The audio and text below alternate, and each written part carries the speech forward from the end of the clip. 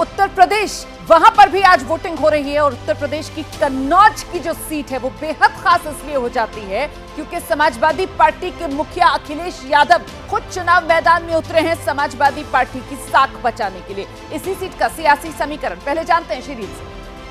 बिल्कुल, कन्नौज महत्वपूर्ण सीट है चौथे चरण की और यहाँ का सियासी समीकरण क्या है, कन्नौज क्यों महत्वपूर्ण है और क्या किस तरह की टक्कर है इस बार। देखिए, अखिलेश यादव समाजवादी पार्टी के उम्मीदवार और सुब्रत पाठक बीजेपी के उम्मीदवार हैं। 1999 में समाजवादी पार्टी की तरफ से मुलायम सिंह यादव यहां से जीते थे और उसके बाद यहां पर 2000 में उपचुनाव जब हुए तो समाजवादी पार्टी के अखिलेश यादव यहां से चुनाव जीते। उपचुनाव में उन्होंने जीत हासिल की थी। 2004 में भी समाजवादी पार्टी की तरफ से अखिलेश यादव चुनावी मैदान में और उन्होंने ही जीत हासिल की और इसके बाद समाजवादी पार्टी 2009 में भी अखिलेश यादव जीते। 2012 डिंपल यादव उपचुनाव जब हुए तो समाजवादी पार्टी के उम्मीदवार जीती। 2014 में भी डिंपल यादव ने यहां से जीत दर्ज की थी।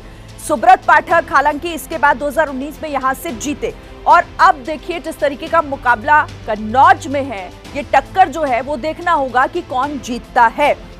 तो समीकरण अब समझिए कन्नौज सीट का। कन्नौज सीट समाजवादियों का पुराना गढ़ रही है। ये सीट 1967 के चुनाव में राम मनोहर लोहिया यहां से जीते थे। 1967 मुलायम, अखिलेश और डिंपल कन्नौज से जीते हैं और इस बार फिर अखिलेश यादव चुनावी मैदान में है। 3 बार कन्नौज के वो सांसद रहे हैं, एक बार फिर यहां से चुनावी मैदान में उतरे हुए हैं। डिंपल यादव जो 2 बार कन्नौज की सांसद चुनी गई हैं, 2 बार डिंपल यादव भी यहां से सांसद रही हैं। तो ये पूरा कन्नौज का सियासी समीकरण है। लेकिन अभी क्या कुछ वहां से और अपडेट हमारे पास है, सीधे हम रुक कर लेते हैं। हमारे साथ देखिए इस वक्त संजय त्रिपाठी जुड़े हुए हैं। संजय, वीवीआईपी सीट में कन्नौज भी हालांकि समाजवादी पार्टी का गढ़ रही है। 2019 में भले ही वहां से जो है वो निराशा हाथ लगी हो, लेकिन इस बार चुनाव दिलचस्प। निश्चित रूप से दिलचस्प है और इस सीट की महत्ता आप शीरीन ऐसे भी समझ लें कि खुद अखिलेश यादव इस सीट पर मैदान में हैं। अपने भतीजे तेज प्रताप यादव को टिकट दिया था, लेकिन उनका टिकट बदल करके अखिलेश यादव खुद मैदान में हैं सुब्रत पाठक से 2-2 हाथ करने के लिए। और जैसा आपने बताया 14 और 19 का सियासी समीकरण, 14 में डिंपल यादव जीती थी लेकिन 2019 में डिंपल यादव हार गई थी। 14 में जब प्रचंड लहर थी तब सुब्रत पाठक हारे थे और 2019 में जब बसपा का साथ था तब डिंपल यादव हारी थी। तो आप समझ सकती हैं कि ये सीट बड़ी अलग है और इसके महत्व को समझते हुए, इसकी वैल्यू को देखते हुए अखिलेश यादव यहाँ से चुनाव मैदान में है। माई फैक्टर पर उनको पूरा भरोसा है।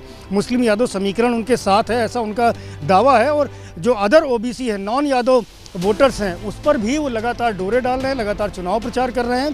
पाल समाज की नाराज़गी की बात यहाँ पर सामने आ रही है। भाजपा का वोटर रहा है और अखिलेश यादव लगातार उसे लुभा भी रहे हैं। तो बहरहाल अब देखना है कि 4 जून को नतीजा क्या आता है, लेकिन दोनों ही दलों ने पूरी ताकत अपनी झोंक रखी है। लगातार चुनाव प्रचार किए गए हैं। सुब्रत पाठक का घर मेरे बाईं ओर है। अभी थोड़ी देर में सुब्रत पाठक यहाँ से निकलेंगे और वोट करने जाएंगे, लेकिन अभी यहाँ सन्नाटा पसरा हुआ है। कार्यकर्ता समर्थक अभी यहाँ नज़र नहीं आ रहे हैं, लेकिन जीत के दावे सुब्रत पाठक की ओर से लगातार किए जा रहे हैं। वहीं अखिलेश यादव इस बात की भी चर्चा कर रहे हैं। उन्होंने एक ट्वीट भी किया है जिसमें उन्होंने कहा कि भारतीय जनता पार्टी के लोग सत्ता का दुरुपयोग कर रहे हैं।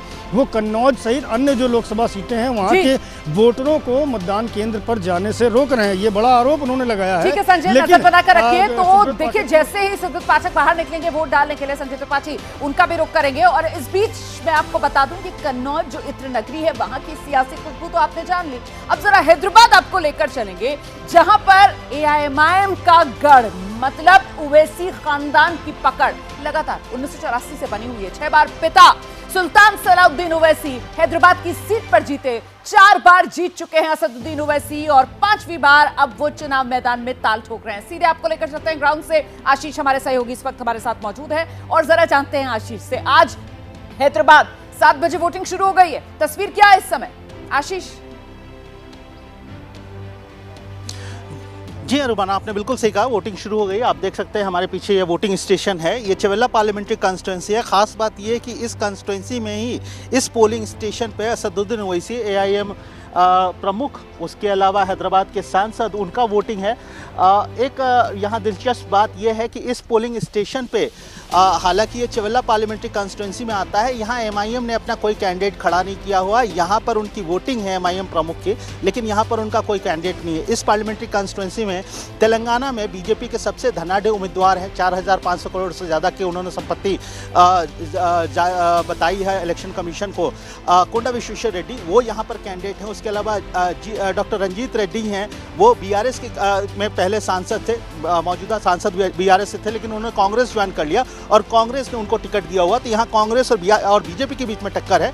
एमआईएम प्रमुख का वोट यहाँ पर है। एमआईएम ने यहाँ कोई टिकट किसी प्रत्याशी को खड़ा नहीं किया है। इशारों में एमआईएम ने कांग्रेस के पक्ष में अपने समर्थकों को मतदान करने की अपील की थी।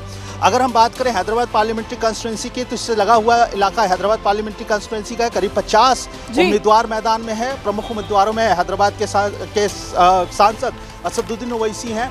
5वां चुनाव होगा उनका, 4 बार वो जीत चुके हैं। 1984 से ये सीट लगातार। सबसे दिलचस्प क्या है जिसके बारे में दर्शकों को जानना चाहिए, वो ये कि हैदराबाद में जो दोनों उम्मीदवार हैं, असदुद्दीन ओवैसी और दूसरी तरफ बीजेपी की तरफ से माधवी लता, दोनों ही हैदराबाद लोकसभा सीट, मतलब जिस सीट से खुद चुनाव लड़ते हैं, वहां के वोटर नहीं है। चवेला के वोटर हैं असदुद्दीन ओवैसी, जैसा कि अभी आशीष बता रहे थे, और आप जानते हैं सिकंदराबाद की वोटर माधवी लता है। जैसे ही घड़ी का काटा दोपहर 2:30 पे आए, बबीता जी का दिल सास बहू साजिश के लिए मचल जाए।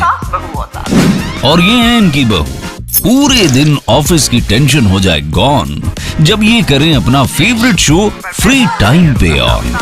इनकी तरह आप भी देखें अपना फेवरेट शो अपने टाइम पर और डाउनलोड कीजिए एबीपी लाइव ऐप अपने स्मार्ट टीवी पर।